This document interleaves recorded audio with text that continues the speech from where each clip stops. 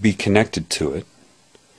And if you're disconnected from it and don't seek it, with its hand always extended out to you, even this cancerous energy has a giant hand saying, just grab it, man, just grab it.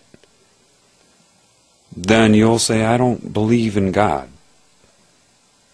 What if one of your skin cells said, if one of my skin cells said, I don't believe John exists.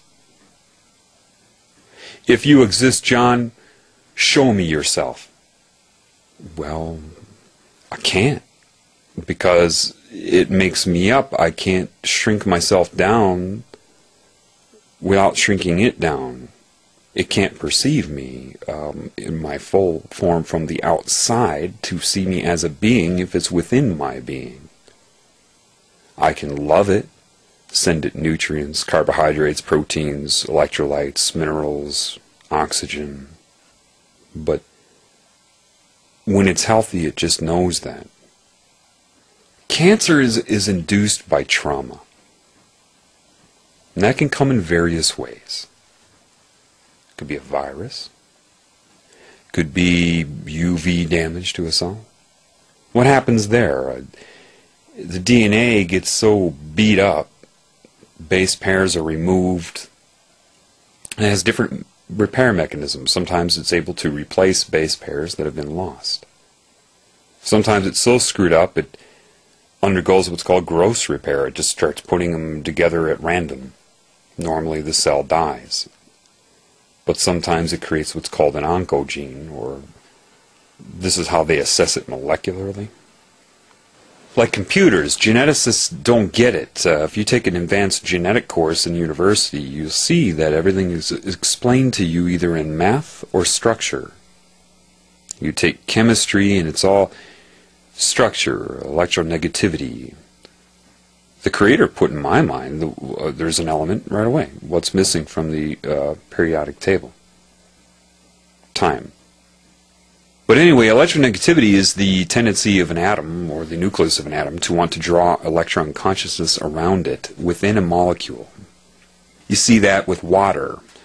Oxygen would be considered an electronegative atom, and hydrogen's not. So when you have two hydrogens hanging off of an oxygen, and you have all the electron consciousness bathing it, surrounding it, seeing itself as I, the water molecule, it decides to allocate more electrons, or that consciousness, around the oxygen. Therefore, less electron energy is shielding the hydrogens. So they call it a polarized molecule, or polar. Positive charge by the hydrogens and negative or more electron consciousness around the oxygen. Well, okay. So it's like magnets or magnetic attraction. If you start to get large molecules, they can start to have different... When you have proteins in your body, let's deal with the body. You have different levels of structure. They call them primary, secondary, tertiary, quaternary. Tertiary would be... Primary is just the chain. Secondary is the winding of the chain. Tertiary would be folding of the chain upon itself to take a shape. Quaternary would be different molecules coming together and being magnetically attracted to each other. Like an antibody would be quaternary structure. Okay? Why am I telling you this? Because how does an enzyme then? An enzyme is a protein with a large chain, and chains wrapped around themselves to take a shape. Scientists say, well, there are different atoms in there that are electronegative, and they draw a certain amount of electron consciousness around themselves, therefore, making other atoms more positively charged as it appears. So any molecule that will come in contact with it will be magnetically attracted to the various components of that enzyme.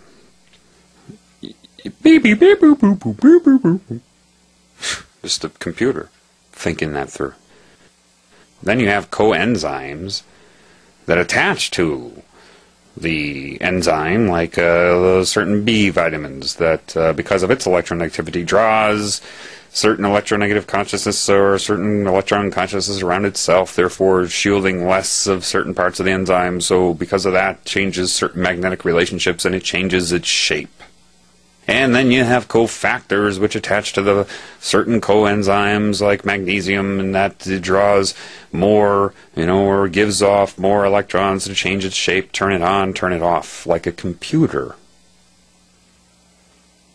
DNA multiplies because you have a helicase enzyme that starts to go anywhere within the DNA and open it up like a bubble and unwind it, unzip it. And then polymerase enzyme will attach itself to a certain codon and begin to move down that codon to transcribe RNA, which is then transferred to a ribosome, which reads that through electronegative attraction and transcribes an amino acid, which becomes a protein, which becomes a structure. What? Okay, that is, yeah, that structure that is occurring, sure. What they're missing is the consciousness involved. What do you think, that just happens at random? Meiosis and mitosis are just random acts of accidental attraction due to electronegativity and charge within certain molecules? What? And you actually have professors that think they know something that teach this. The reason they think they know something is because they're only allowed to know that and ridiculed if they don't, or if they don't follow that, so that they can brainwash other students and keep them from thinking. It's structure. And even the consciousness that runs it is structure. Let me give you a really good example of what I mean.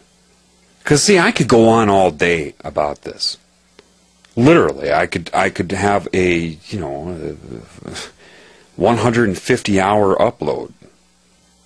I could go on about science, properties, reality, whatever, all day. It will do nothing for you. I need to give you metaphors. I need to give you the ability to understand what I'm talking about. So let me try to do that for you.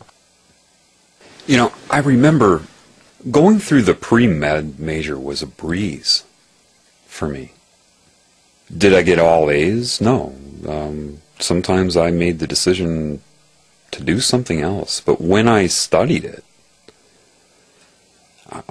I enjoyed it, but I had nobody around who understood it. There was one professor who memorized a lot that I like, and he was a Jewish professor who always felt this need to challenge me. I know why now.